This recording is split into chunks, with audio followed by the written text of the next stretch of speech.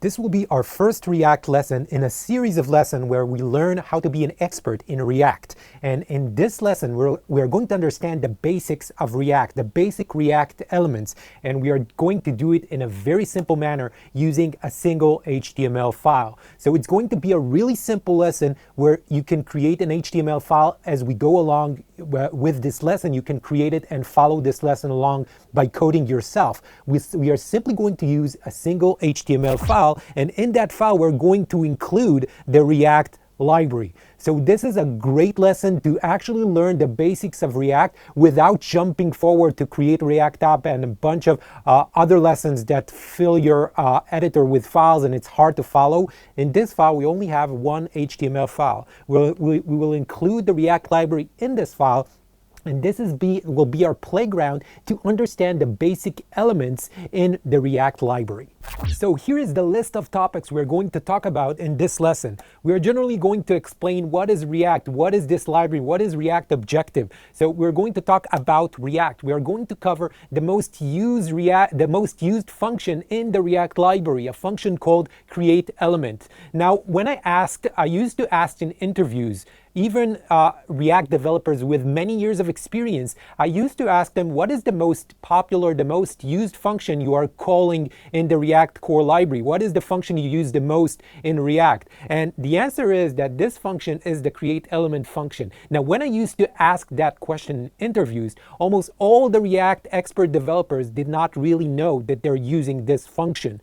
They actually answered something differently. Can you maybe guess what the majority of them actually said that what was the most popular function in the React core library? Maybe you can guess and write in the comments. So the createElement is actually the most popular, the most used function in the React library, and we have to understand that function. And that function is returning a React element. The React element is the basic building block from which React constructs the virtual DOM, and from which the virtual DOM, React constructs the real DOM. So this is the actual building block you are using to tell React how to build the DOM, how to build the UI that React is responsible for. So we're going to talk about the React element.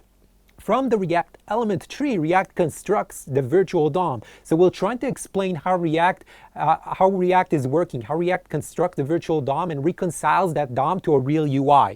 And we're going to see how we update the UI. So how do we tell React to update part of our UI? So I really think this is a really beginner lesson, but I do think that expert React developers will benefit from this lesson as well. As I said, when I asked React developers the basic, the createElement, the React element, they didn't really know to tell me about those basics and how React is working. So these are the topics we are going to cover, and it's a great lesson for beginners and experts together. And I recommend, because it's really simple to follow with just a single HTML file, I highly recommend you open your editor and you write the code along with me.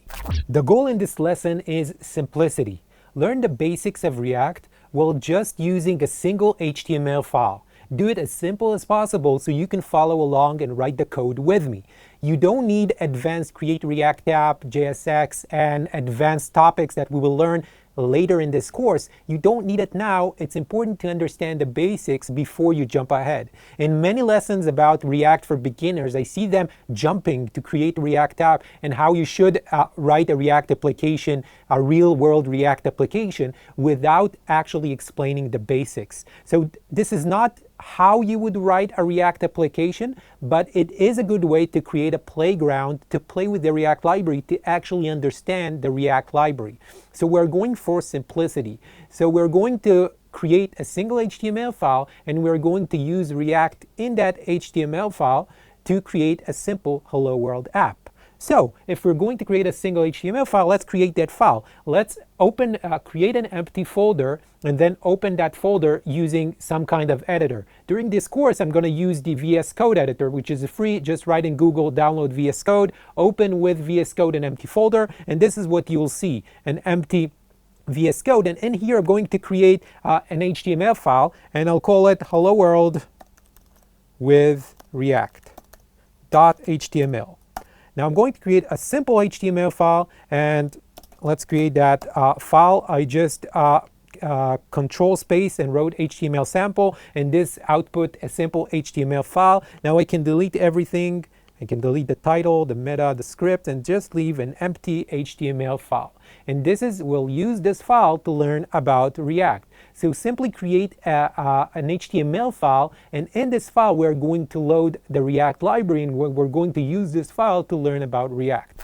Now that we created our initial HTML file, it's time to load the React library to that HTML file. But first, let's talk about what is React. React is a user interface library. User interface means that React can draw part of the screen or the entire screen for us. It can draw a screen for web. You can create websites using React. You can tell React to draw your website. You can even create mobile apps using React Native. So you can tell React to draw a user interface for Android or iPhone, a native user interface. So React is a user interface JavaScript library. Now this library, the React library, you can run it using your browser. You can also run it using Node.js. So any JavaScript runtime can run this library. And what we'll do next is we will load to our HTML file, we will load the React library. And the way we will do it, we will go to the browser and we'll write in Google React CDN. Since React can be run by the browser, the React team is publishing every version, is publishing a CDN link where you can just click the first link and you will see that you can load in your HTML, you can place a script tag which will load the React library. Now you'll see here a development and a production. We'll take the development and we'll copy the first script, the React library, and you'll see another library. They're publishing another library for the browser that is called ReactDOM. So the second one is ReactDOM, the first one is React. Now ReactDOM we'll talk about further in this lesson. For now, let's load the first script. We will later load the second one as well, but for now let's take the first script, the React core library, and let's take this script and let's go to our HTML file and go to the head section and paste that link. Very simple. Now, after I did this, let's check out what happens. Let's write here h1 hello React application. And let's open this HTML file with the browser. So I'll right-click the HTML file and I'll choose Open in Browser. Now I see the Hello React application. Now after I loaded React, if I open the developer tools using F12 or Command-Shift-C or just going to the menu and choosing developer tools, after I load the React library, if I go to the console, I'll see that I now have React exposed as a global. So I have the React library, the entire React library is now globally accessible if I write React. So basically this script is attaching to the global browser scope, to the Windows scope. It's attaching an object under the name React with the entire React core library. So now we can examine this library. Now you can start to understand the playground, the simple playground we are creating here. We loaded through this object, through the React object, we can access the entire React library, which is an excellent way for creating a simple playground to learn and understand the React core library. Now that we loaded the React library to our HTML file, we can now play with the function we have in that library. And the first function we are going to talk about is probably the most popular function you will use in the React library, a function called createElement. Remember at the beginning I told you that I used to ask in interviews advanced developers what is the most used function in the React core library. Most of them did not know that this is actually the function that they use daily the most in the React core library. They simply call this function in a different manner. But the understanding of React library, the fact that they're using this function, it is important in order to understand React, to understand what this function is doing. So the most used function is a function that is called ReactCreateElement. And this function is a factory function. The factory function produces something, and this factory function is producing a simple object. We'll talk about this object further on. This object we are calling ReactElement. So kind of makes sense, right? CreateElement is making a simple object, creating an object that is called ReactElement.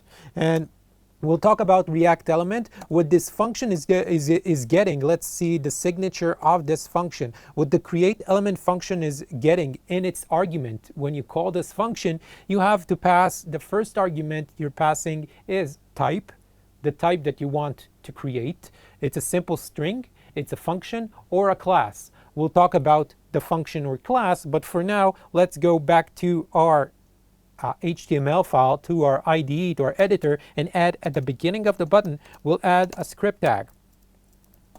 And we'll do something simple. We'll call this function, this ReactCreateElement function. So I have access to React library now because we added the CDN script for React, so I can access this function, createElement. Now, the first argument of this function we see is the type that we want to create. So if we want React to create an h1 with hello world, we want to create this h1 using React. So if we want React to create an h1 DOM element, we'll place in the type a string. If we want to create a simple DOM element, we simply type a string of the DOM element that we want to create. So the string in the type is for simple browser DOM elements. The function or class we'll talk about further on when we talk about components and updating the UI. But if you want React, remember React draws a UI. If you want React to draw an h1 element, you simply pass in the type that you want him to draw an h1 element. Now the second argument is a configuration object, is a simple object that contains either props. If you're on component, we'll talk about components later, but if you're in a simple DOM element, this controls, the config controls the simple attributes in that DOM element. For example, I can have an h1, right, with ID of academeez. So I'm placing an attribute of ID to the h1. If we want React to place that ID attribute to the h1 DOM element that it's creating, we'll simply pass an object with ID with the string academeez. So I want to add an attribute. That's simple. I'll add an attribute. I'll add the attribute name ID, and I'll add the string academeez and just simply add it in an object. So let's say we want another object. Let's say I want class. I want to place a class in my h1, and the class is simple CSS class. So in here, this is a bit different. It's called class name. Class name, simple class, simple CSS class. So it's not exactly the same name of the attribute. What the attributes are is if you create a DOM1 element, so if we go to the h1, for example, we go to the browser to the h1 here, we'll mark the h1 and then we'll go to the console to see the h1 instance. By typing $0, I get the h1, the element that I marked h1. If I want to get the instance of it, I go to the console and type $0. Now, if I go to $0, I won't see a class. A class refers to something else. I'll see a class name attribute to the DOM element. So it's not exactly the attributes as you write it in HTML. It's the attributes for the DOM element instance. So class is a bit different, and it's changing to class name. So this is how you pass in the config, the configuration, the attribute, the attributes you want to the DOM element that is created. Okay, so and the third one is the children. So in our case, the children of h1, they don't have it, they have a text node children. They have a text. So if we want a children of text, we'll write the text as the third argument of createElement. So this is an example where createElement gets the first argument is the type. Hey React, I want to create an h1 element. That h1 element, I want to have an ID attribute, and I want to have a CSS class attribute, and the text in that h1, the children of that h1 contains a simple text, hello React application. Now this returns a simple object. Let's check out this object and type here const h1 React element. Let's save this to a variable and let's print this variable to the console. Let's go back to our browser and let's reload the app, and now we have the console log of what we created with this command. By the way, you don't see anything, you don't see that React actually created that H1. As we said, the React create element is not a change to the UI. It's not changing the UI, it's not telling React to do so. The only thing that it's doing is creating a simple object. And if you see in the console, this is the object we're getting. So we're getting a simple object. That object is not a DOM element. That object is not expensive. And we'll talk about that object is called ReactElement, which we're going to cover next. So the createElement factory function is creating a simple object that we call ReactElement. Now, ReactElement is what as we said, it's what returned from the createElement function. And it's a simple object that tells React how to create a UI or how to run something. We'll talk about when we pass a type which is not a string, when we pass a type of a function or a class, the ReactElement tells React how to run that component, that function or class that we pass along. We'll talk about components. So it's a simple object that tells React, look, I want you to run something, and this is how I want you to run it. So in this case, in our code example, when you pass a string, you are telling React, I want you to create an H1 DOM element, and this is how I want you to create it. I want you to pass the attributes to that DOM element of ID and class name. I also want you to append children to that DOM element with a simple string. So this is an instruction. The React element is your Lego block of instruction, how to tell React what to do.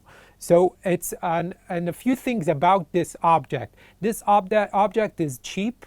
This means that the object does not contain any function or any special things on its prototype. It's cheap to create, and it's not like a DOM element where you change it and the screen needs to render and draw itself. It's very cheap. So, and also it's immutable. Immutable means that you cannot change this object once you created this object. So it's unchangeable.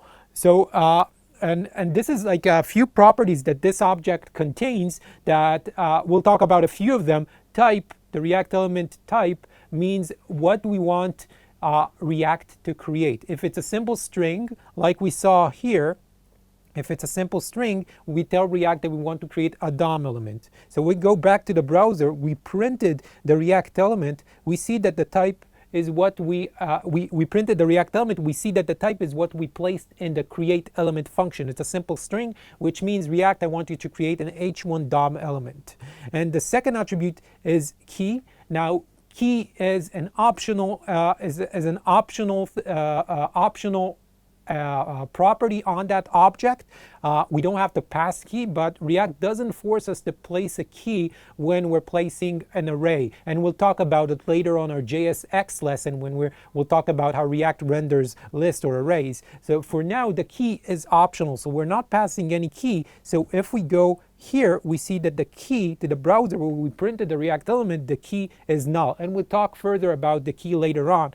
And the third argument, ref, is referencing the DOM element. Also, we will see example further on in future lessons in this course. Ref is also optional, but ref you don't have to pass it, but ref will hold the DOM reference to the DOM element. It's optional. So currently, when we pasted the React, when we console log the React element, the ref is null. And another property on this React element object is the props. The props is an instruction for React what to pass along when it's creating that H1, when it's creating its component or function. What do you need to pass? What arguments do you need to pass when you're creating that thing that we mentioned on the type? So the props is what we passed in the third argument. If we see a props, we see class name ID. We also see that the third argument that we passed as children to the create element is actually appended to the props. It's adding a special prop that is called children, with the text or React element that we placed inside. So this is the main property. The another property is the owner, who is the React element that this React element is a child of. And the owner is something internal in React for the reconciliation process for React to know what needs to be changed and rerun. So it's not something you'll talk about, you will have to touch, but the owner is something that who is placing this React element. So this is the React element object, and usually you don't create that React element yourself. Rather, you are using the ReactCreateElement function, or more popular, you'll use JSX to run the createElement function to create a React element. And we'll talk about JSX in the next lesson. So for now, all you need to know that you need to run createElement. When you run createElement, it creates a simple object of ReactElement, which is an instruction for React how to create a DOM element or how to run a function or component.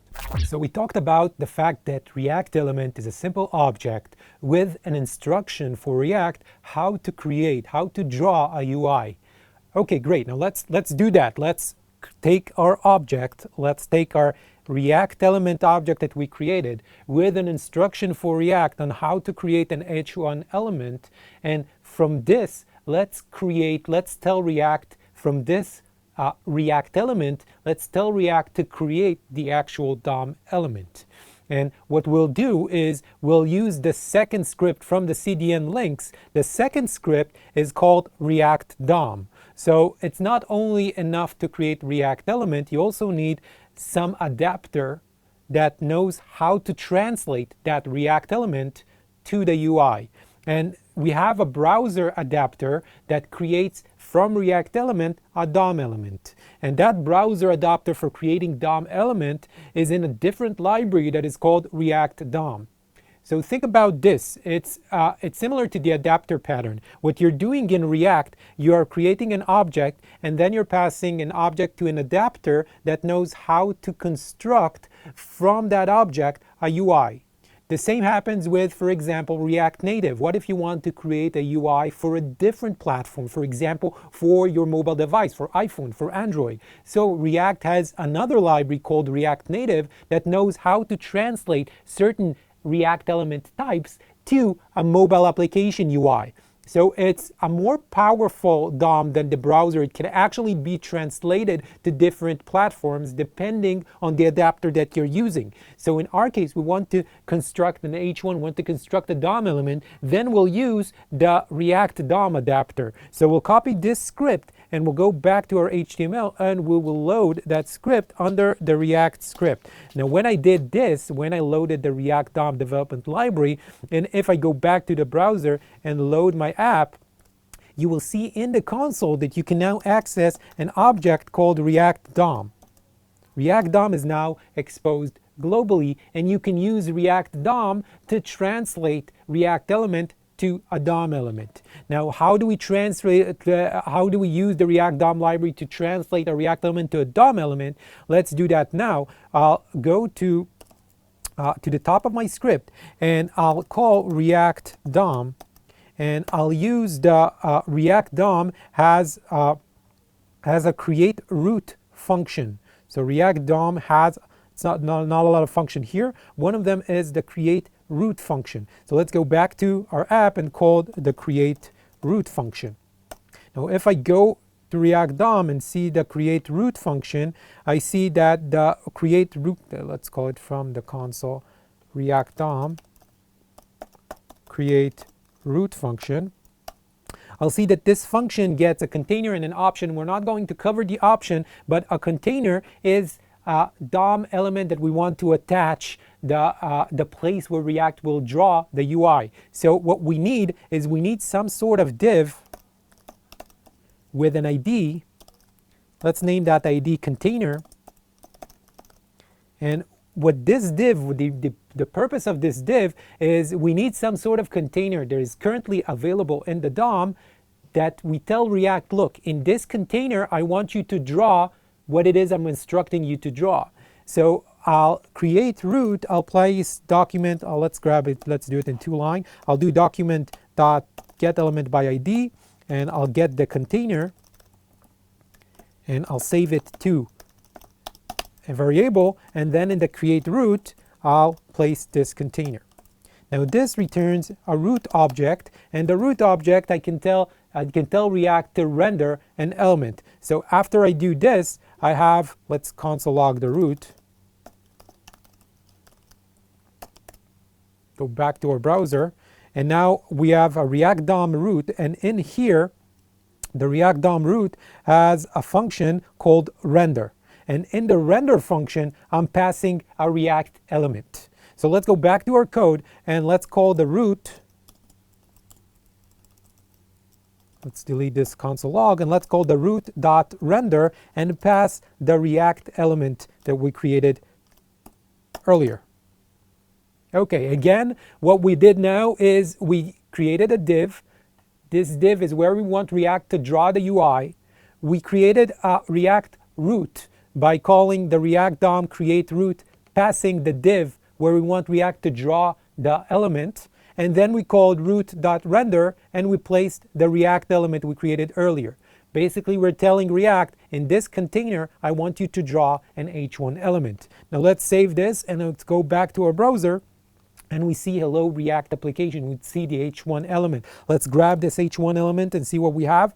H1 element with an ID of academeez with a class, simple CSS class, exactly what we instructed in the React element. So you see that the React element is an instruction for React how to create a certain UI element. And when you pass it to the right adapter knows what to create. So we pass it to the ReactDOM adapter, and the ReactDOM adapter knows it needs to create an H1 DOM element.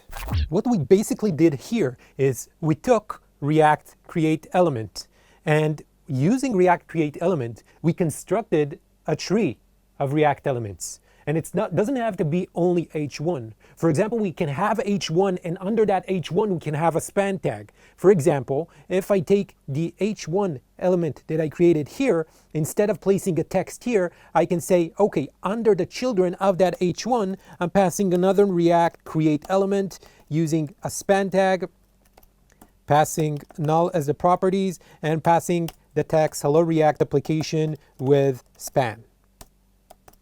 So I can actually create a tree of React elements, similar like the DOM, the document object model, where we have a tree of JavaScript object that represents the DOM in our browser. With React, you're creating a tree of React elements. And under that tree, you can nest, under that single element that you're creating, you can nest additional children. So if, for example, we run our app now, we should see hello React application with span, our modified React element tree. And if we examine the DOM element, we'll see under the H1, we'll see a span tag. So it is more powerful than just creating a single element. You can actually, like the DOM, create an entire tree of React element. Like we did here, we created H1 and span. Now, when you create that tree of React element and you pass it to the adapter, in our case, we want to create a browser UI, then we're passing it to an adapter called ReactDOM. We want the React elements we want React to construct a DOM element, a DOM object from our React element. So we were passing it to the ReactDOM adapter,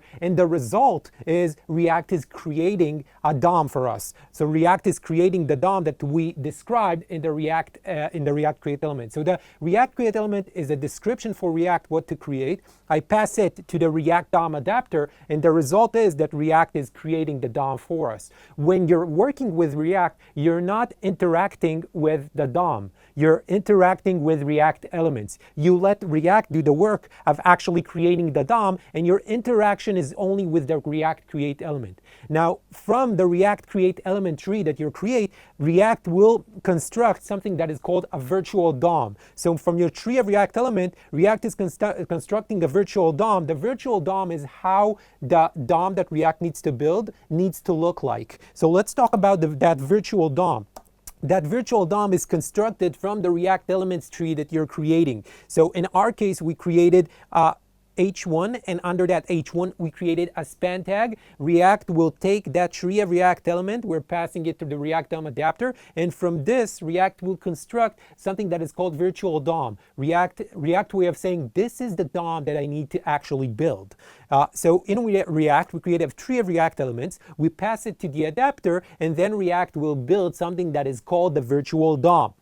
And the virtual DOM is the representation of how the real DOM needs to look like. So what you're basically doing is you're changing your tree of React elements. This is how you update the DOM. You take the tree of React elements, you change it, and we'll talk about the meaning of change, because the tree of React element is immutable, so we'll talk about change soon. But basically, you take the tree of React element, you perform some kind of change in a certain manner, and then you feed it to React, and then React constructs a virtual DOM, and then React updates the DOM. Now, again, when you want to change, you change the React element. React knows that the virtual DOM, constructing a new virtual DOM with the changes, and then updates the real DOM to match the changes. So the virtual DOM is the way of React to take how the real DOM needs to look like, and based on how the real DOM needs to look like, React will update the real DOM with the minimal changes. So React can know quickly what to change and not to construct and make minimal changes instead of constructing and rendering the entire UI, maybe changing a text, so it will change the minimum DOM elements that it needs to match the virtual DOM. So React takes the virtual DOM, and using the adapter for in our case ReactDOM, it constructs the actual UI. So when you're working with React, you are working with the tree of React elements. You are not you are not concerned with the construction of virtual DOM. You are not concerned with the virtual DOM, React taking the virtual DOM and updating the UI. You're only concerned about that tree of React element that we created with an H1 in span. In our example, you're only concerned about this tree. And React will update the DOM. Whenever you update the React element tree, React will construct the updated virtual DOM and update the real DOM to match that virtual DOM.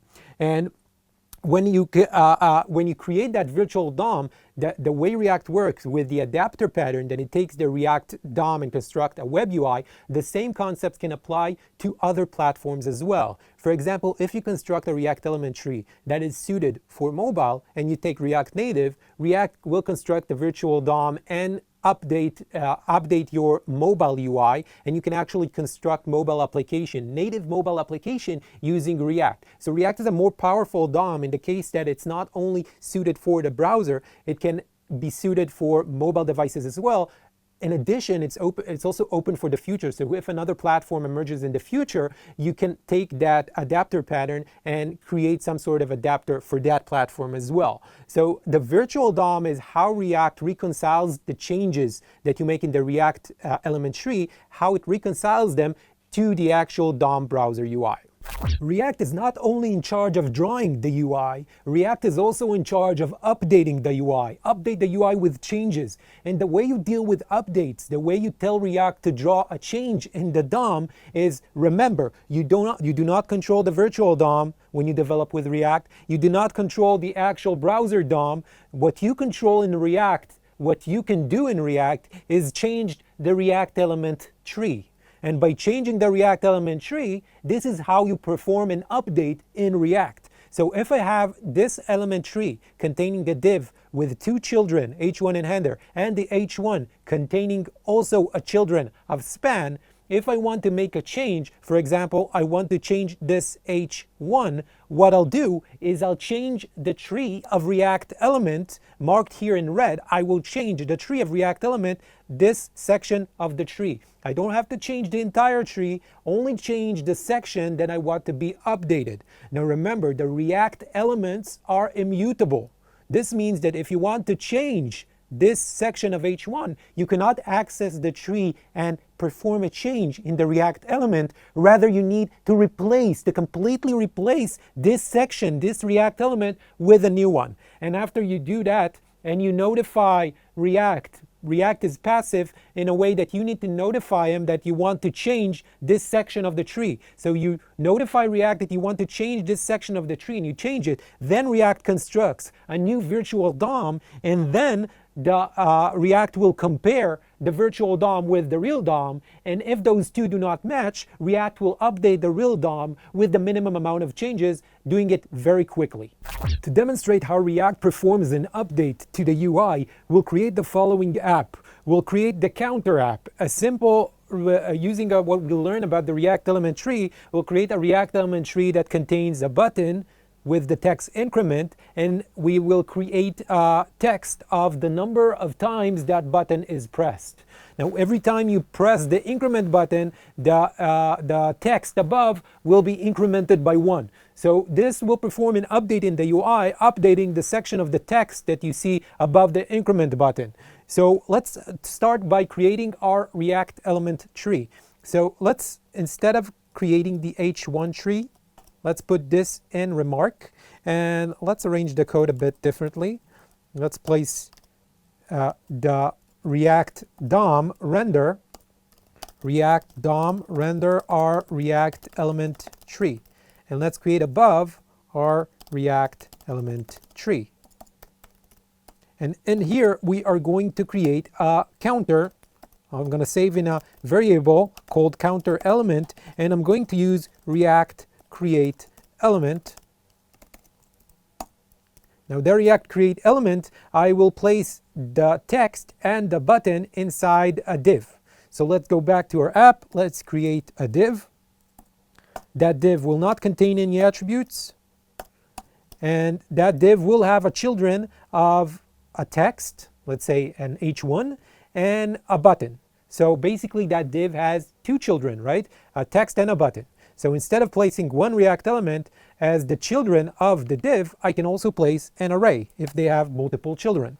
So in our case, we have one child of an H1 containing the text, the number of times that button is pressed. That H1 will not contain attributes like before, so we'll keep the second argument as null, will not place any ID or class, and we'll place the text 0, right? It starts with the 0. Every time you increment, will be incremented by 1. And the second children will be a ReactCreateElement of a button with the text increment. Now I'll take this tree of React elements and I'll place it in the ReactDOM root object render method to tell React to render this div with the H1 and a button. Let's go back to our browser and see the changes. We'll see the text H1 and an increment button. And if we examine the element tree, we'll see that React rendered inside a container a div with two children, H1 and button. Now we want to take this tree of elements and we want to perform a change in that tree of React elements. We want that number in the text in the H1, we want that number to be incremented every time we press the button.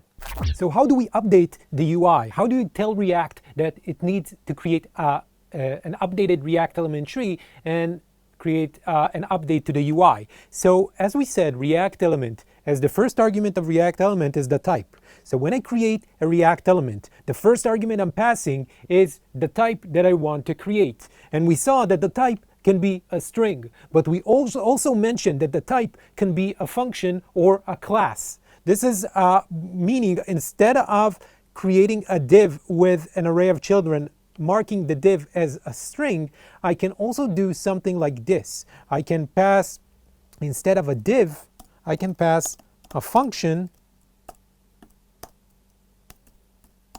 that will generate that tree of div and H1 and button. So instead of creating a type, a string type, I can pass a generative function. Now this function needs to return a ReactCreateElement. Okay, so same like before, instead of passing a type, I can pass a function that returns createElement. So in this case, I can pass the div here with the array of children I passed here.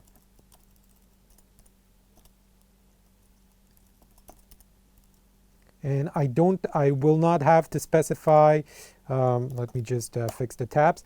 I will not have to specify an attributes or children. So I did something different. So instead of specifying that I want a create element with a static of div with a string of div like before, I passed as the first argument, instead of a string div, a function. Now that function needs to return a React element. So instead of creating the div, I'm telling React that I want to create something more elaborate, something more complex. And then React needs to run this function in order to understand what kind of React element I want to create. So instead of doing something simple, tell React to create DOM element, I can tell React to run a function that returns a more elaborate element, React element tree. So instead of passing a string, I can pass a function that returns a create element. So I move the div, instead of placing the div in the create element, I passed a function that returns the create element of div and h1 and button. And if we examine the change now, let's say I'm saying placing here increment 2, we'll see the same result only with increment 2. Okay, so what I did is just, instead of specifying a string, you can tell React, no string, React, please run this function. This function will return a React element tree, and then this tree I want to create, instead of the regular div, I want to create this entire tree instead. And when I'm passing a function or class, that function or class can tell React that it needs to update. So if I'm passing a function, this means this section of the React element tree is updatable. React can be informed to run this function every time an update occurs. So when I'm passing a function instead of a string, this means that I can tell React in this function that this is changed and it needs to be rerun again. And the way we do it is by creating a state variable. So we notice what can be changed in this section of React elements. What can change? This 0 can change to 1, 2, 3, 4, 5 whenever I press the button. So instead of placing a 0, I'm telling React, hey, I want to use a state variable using a function in React called useState. We'll have an entire lesson about React components and state and hooks. For now, I just want you to understand the concept. This is not how you develop in React.